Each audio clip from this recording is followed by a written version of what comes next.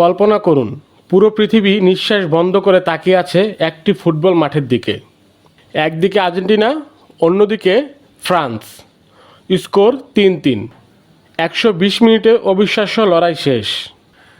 এখন সব কিছু নির্ভর করছে পেনাল্টি শুটআউটের উপর। লিওনেল মেসির বিশ্বকাপ স্বপ্ন বাঁচবে নাকি ভেঙে যাবে? আজ আমরা ফিরে যাব সেই ঐতিহাসিক রাতে।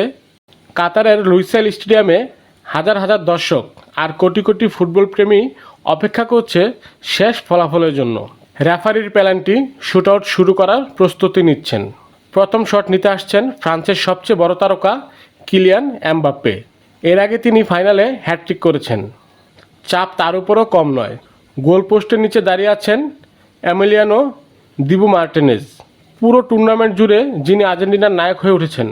এমবাপ্পে দৌড় শুরু করলেন, শট নিলেন, গোল! দিবু সঠিক দিকে ঝাঁপ দিয়েছিলেন, হাতও ছুঁয়েছিল বলকে। Dibu Martínez fue el tercero, fue todo igual. Mire usted lo que pasó. France এগিয়ে গেল 1-0 ব্যবধানে। এবার আসছেন লিওনেল মেসি। এটাই সেই মুহূর্ত যার জন্য তিনি সারা জীবন অপেক্ষা করেছেন। স্টেডিয়ামের প্রতিটি আর্জেন্টাইন সমর্থক প্রার্থনা করছে। মেসি শান্তভাবে বলের কাছে দাঁড়ালেন। কোনো তাড়াহুড়া নেই, কোনো ভয় নেই, শুধু আত্মবিশ্বাস। রেফারির বাঁশি, মেসির shot, goal! Estamos 1-1. Le dio el salto a la izquierda, se la tocó al otro lado. সাধারণ ঠান্ডা মাথায় গোলরক্ষককে ভুল পথে পাঠিয়ে বল জালে জড়ালেন। স্কোর 1-1। আর্জেন্টিনার আশা এখনও জীবিত।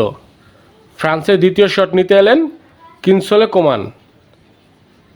তিনি এগিয়ে যাচ্ছেন, শট নিলেন, কিন্তু দিবু মার্টিনেজ অসাধারণ সেভ। হ্যাঁ, দিবু বল ঠেকিয়ে দিলেন। স্টেডিয়াম বিস্ফোরিত হলো আনন্দে। En Qatar y para el mundo. Dudó Coman.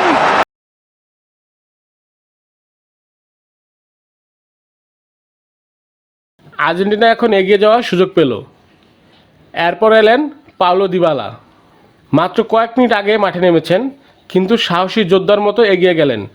দিবালার shot, গোল! নিখুঁত ফিনিশ। আর্জেন্টিনা 2-1 ব্যবধানে এগিয়ে গেলেন। Argentina. Arriba en ventaja los penales. এখন চাপ পুরোপুরি ফ্রান্সের উপর। ফ্রান্সের তৃতীয় শট নিতে এলেন অরেলিয়ান চুয়ামেনি। স্টেডিয়াম জুড়ে শীষের শব্দ। দিবু মার্টিনেজ মন শান্ত করছেন। চুয়ামেনি দৌড়ালেন, শট নিলেন, আর বল চলে গেল পোস্টের বাইরে। Grande Argentina, grande. Qué cerca está. Miss! অবিশ্বাস্য। আর্জেন্টিনা এখন বিশ্বকাপের আরও কাছে। এবার এলেন লিয়ান্দ্রো পারেদেস। এই গোলটি হলে ফ্রান্সের উপর চাপ আরও বেড়ে যাবে। Clave de la noche. Paredes shot নিলেন, গোল! আর্জেন্টিনা 3-1 ব্যবধানে এগিয়ে গেল। এখন ফ্রান্সকে বাঁচতে হলে প্রতিটি শট গোল করতে হবে। ফ্রান্সের হয়ে এলেন রান্ডাল কোলোমুয়ানি।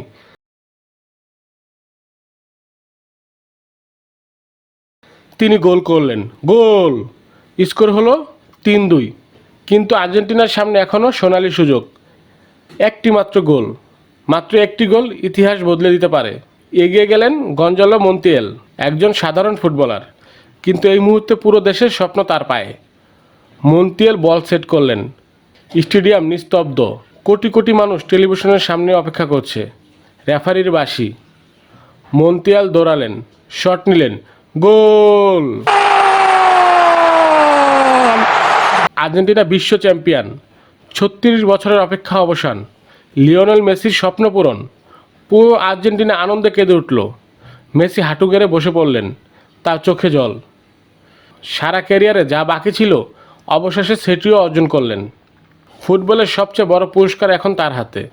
ম্যারাডোনার দেশের মানুষ আবারও বিশ্ব চ্যাম্পিয়ন। রাস্তায় নেমে আসলো লাখো মানুষ।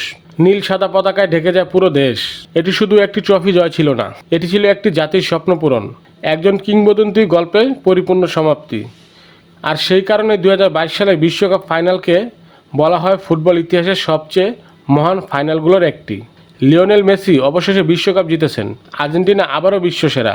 আর ফুটবল ইতিহাসে চিরদিনের জন্য লেখা হয়ে গেছে সেই রাতের নাম, কাতার 2022, যে রাতে স্বপ্ন বাস্তবে পরিণত হয়েছিল। Más que un puño apretado. Hello viewers, if you like my video, please don't forget like, comment, share and subscribe my YouTube channel. Thank you so much.